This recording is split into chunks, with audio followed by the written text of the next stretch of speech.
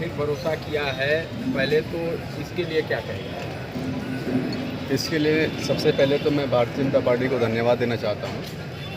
और दूसरी चीज़, मुझे इस बात की खुशी है कि भारतीय जनता पार्टी योग्य प्रत्याशियों का चयन करती है। इसमें किसी तरह का जातिवाद या परिवारवाद का भेदभाव नहीं रहता। क्योंकि जब मैं सपा में था तो उस टाइम मेरे पिताजी चले गए थे बीजेपी में और मुझे सपा ने टिकट नहीं दिया था, जबकि मैं वहाँ से सिटिंग एमएलए था। लेकिन अब आप भारतीय जनता पार्टी को देखिए, हमारे पिताजी बीजेपी में हैं, हमारे पिताजी सपा में हैं और हम बीजेपी में हैं, और वो सपा से विधायक हैं। उसके बाद भी बीजेपी ने हमको टिकट दिया। इससे साफ साफ झलकता है कि भारतीय जनता पार्टी बिल्कुल जो असली समाजवाद है वो भारतीय जनता पार्टी के अंदर है। आजमगढ़ ने जो मैंडेट दिया समाजवादी पार्टी को दिया, अब ऐसे में आप भारतीय जनता पार्टी का नेतृत्व कैसे अपने समर्थकों को या अपने वोट को आप इकट्ठा करेंगे और पार्टी को कैसे मजबूत करेंगे? वैसे मैं आपको एक चीज़ बताना चाह रहा हूँ, शायद इससे पहले इतनी बड़ी संख्या में मुसलमान भाई कभी भारतीय जनता पार्टी कार्यालय पर न गए हों।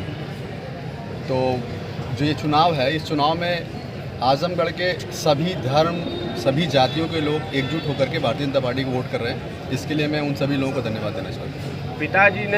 पिताजी आपकी सीट पर काफ़ी जो है, आपने भी इस तरीके से विरोध नहीं किया, अपने सामने आए, उसको लेके काफ़ी चर्चा है और एक ही आंगन से अब दोनों चीज़ें चलेंगी, किस तरीके से? श्रीमान, यही तो लोकतंत्र की खूबसूरती है कि हम एक सबकी विचारधाराएं अपनी बिल्कुल स्वतंत्र हैं।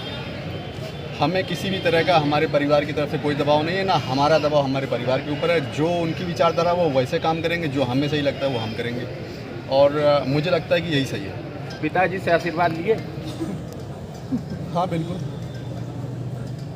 क्योंकि आपके पिताजी का बयान था पिछले विधानसभा चुनाव में कि बेटा मेरा है तो मेरे साथ है, और जबकि आप भाजपा से एमएलसी का चुनाव लड़ रहे हैं, तो क्या पिताजी आपके साथ हैं? वैचारिक रूप से जो हमारी राजनीतिक विचारधाराएं हैं वो भिन्न हैं, और मैं भारतीय जनता पार्टी के विचार से ताल्लुक़ रखता हूं और वो समाजवादी पार्टी के विचार से। तो राजनीतिक रूप से हम अलग अलग हैं, बाकी हमारी कोई दुश्मनी नहीं है, हम रहते एक ही घर। ठीक है।